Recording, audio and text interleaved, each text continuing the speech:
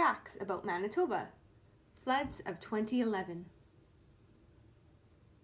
In late October 2010, southern Manitoba had its wettest year on record. 50 to 100 millimeters of rain and snow saturated the ground of southern Manitoba. Cold temperatures throughout the winter resulted in deep soil frost penetration. This meant the spring melt water was likely to spread out instead of soaking in. The winter of 2010 was so severe it broke 15-year records. When spring arrived, cold temperatures slowed the melt, but the ground remained frozen.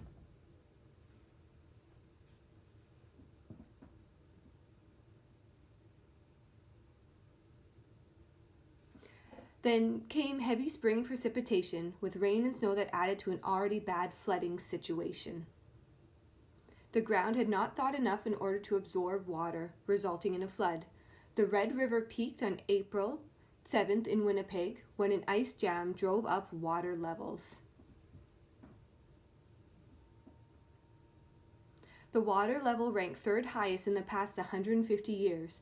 The Assiniboine River crested just days later, which was an unusual occurrence.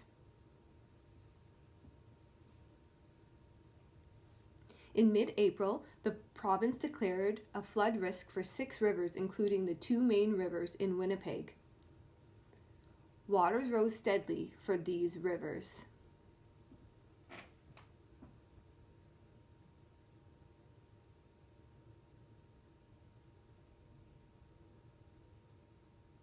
These rivers included the Red River, Assiniboine River, Souris River, Pembina River, and the Qu'Appelle River, close to the Saskatchewan border. Surrounding lakes were also considered a flood risk. Once again, the Red River floodway saved the day, along with no major rain or snow in the area during April, May, or June. On May 9th, the Manitoba government declared a province-wide state of emergency. Even the Assiniboine River flooded, which was unusual. Brandon was at the epicenter of the months-long flood battle, where the Assiniboine River reached its highest level since 1923 and continued to rise. The river was nearly 7 meters higher than normal. Flooding on the Assiniboine near Brandon lasted 120 days and was the largest on record. In late May, Lake Manitoba, Lake Winnipeg, and at least 4 others reached record water levels. Residents and cottage owners were ordered to leave due to high winds and waves.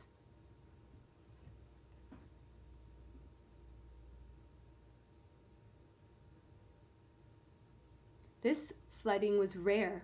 Lake levels were higher than in 1955 and were enhanced by water diverted from the Assiniboine River away from Portage La Prairie.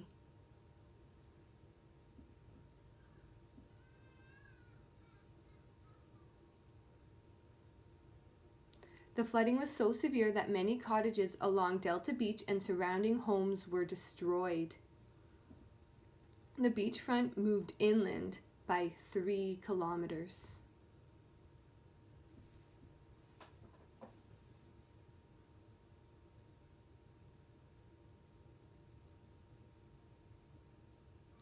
Indigenous land was flooded as well, destroying homes and the like.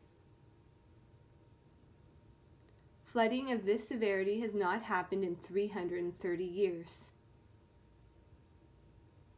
After surveying Lake Manitoba, the flood was deemed in 1 in 2,000 year event. Governments at all levels, provincial, federal, etc., spent close to $1 billion on flood fighting, and compensation for various damages. Epic snow melts occurred everywhere, from the southeastern corner of Manitoba to the Pas, all throughout the province. breaking many records. Flooding of this nature was unprecedented. 7,100 Manitobans were displaced from their homes, including those on Indigenous lands and in rural areas.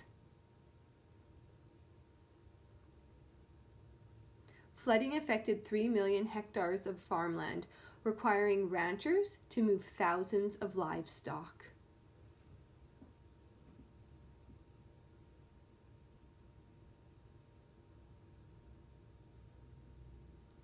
Local states of emergency were declared in 70 Manitoba communities.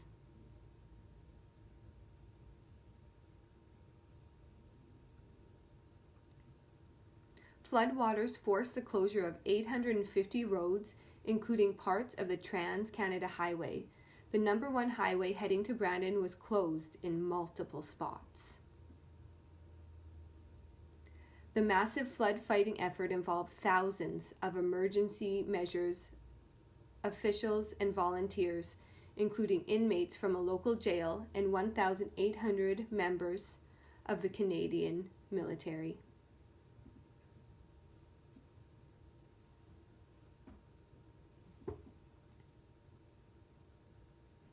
Winnipeg has not seen any significant flooding since 2011. Hopefully, we don't experience this in the future.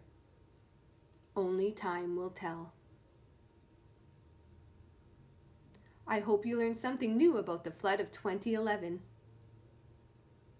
Have a wonderful weekend. See you on Monday.